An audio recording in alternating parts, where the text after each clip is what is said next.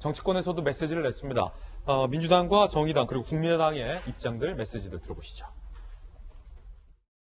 이건희 회장은 한국 경제 성장의 주춧돌을 놓은 주역이었습니다. 그의 말대로 삼성은 초인류 기업을 표방했지만 이를 위한 과정은 때때로 초법적이었습니다. 이 회장의 타계를 계기로 새로운 삼성이 조속히 실현되길 바랍니다. 주의를 표합니다.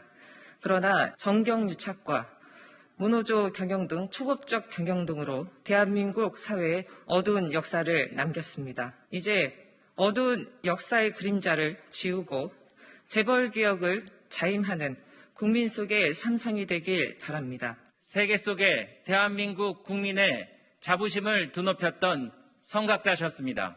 뼈를 깎는 노력, 마누라 자식 빼놓고 모두 바꿔라라는 혁신의 마인드는 분야를 막론하고 귀감이 되었습니다.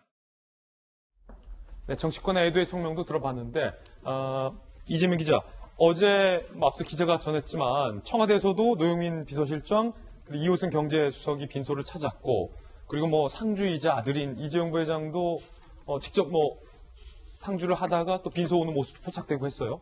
그렇죠. 이재용 부회장은 직접 팰리세이드를 몰고, 자동차를 직접 몰고 아들, 딸과 함께 이제 빈소를 찾았었죠. 굉장히 화제가 됐었고, 어제 말씀하신 것처럼 노영민 실장과 이호승 경제수석이 대통령 메시지를 들고 직접 빈소를 찾아서 조문을 하기도 했었고요.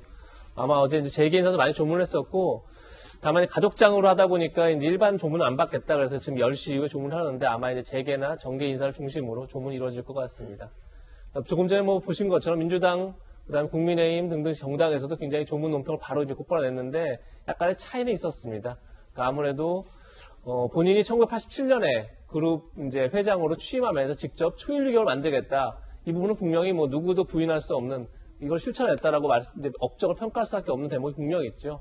오늘 신문 보니까 삼성이 세계 1등 제품이 13개더라고요. 그러니까 스마트폰, 반도체, 평판 TV 등등을 포함해서 대한민국에서 세계 1등 제품 만들 수 있다는 걸 어떻게 보면 처음 알려준 인물이 아닐까 싶습니다. 거기에 대해서 여당도 충분히 이제 평가를 하고 초일류 기업을 표방했고 성공했다. 이거 이제 굉장히 업적에 대한 평가를 했지만 한편으로 조금 전에 이제 민주당 대변인도 이를 이루는 과정에서 때때로 초법적이었다. 이제 이런 비판도 또 같이 내놨습니다. 아무래도 경영권 승계 과정에서 불법이라든지 불법 논란이라든지 또는 정경 유착이라든지 아니면 문호조 경영 신화를 일구는 과정 속에서의 어떤 불법 행위라든지 이런 이제 논란이 분명히 존재했죠.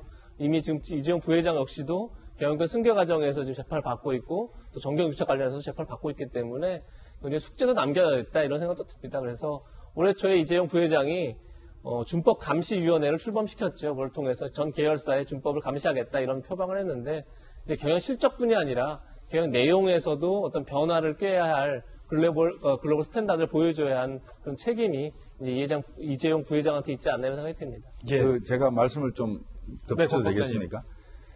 많은 분들이 생각하시는 이제 명과 암에 대한 이야기인데요. 연애는 혼자 하지 않지 않습니까?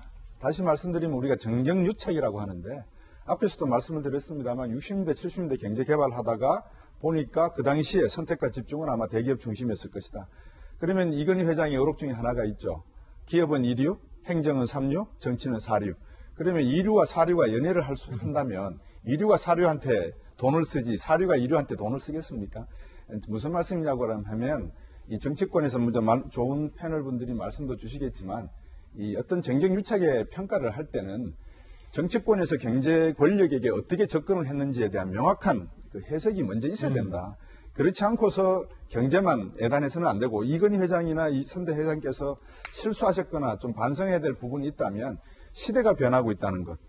방금 말씀하셨지만 초인류라고 하는 건 시대의 변화와 함께하는 초인류이지 70년대, 80년대 상황에서보다 비교해서 낫다. 이 초는 아니거든요. 그러면 아마 삼성도 문호조 경영에서 이제 노조를 인정을 했고 그다음에 2017년부터 그룹 해체가 이루어졌기 때문에 본격적인 그런 방향으로 가지 않을까 그렇게 기대를 해봅니다. 외신들도 이건희 회장의 타계 소식을 긴급 타전했습니다.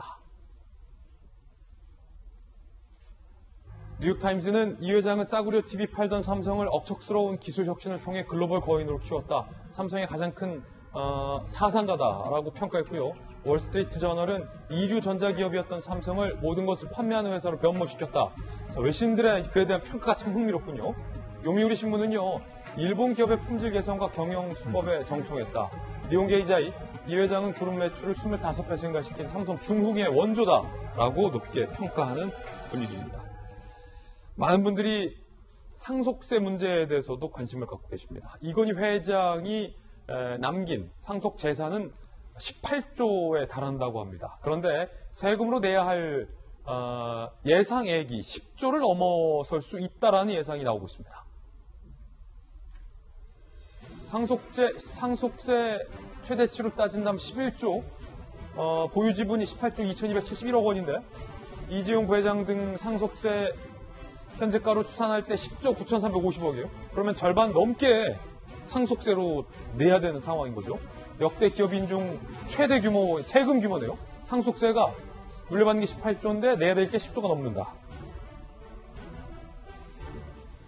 분할 상속할 것이라는 관측이 많습니다. 현금이 없기 때문에 이제 차례차례 뭔가 주식 같은 거를 이제 매각을 해서 그걸로 할부, 분할 납부를 할 가능성도 있다. 그런데 리스크는 오너 지분이 매각되는 기업의 지배력이 약화될 것이라는 우려도 나오고 있다는 건데, 곽 박사님, 네.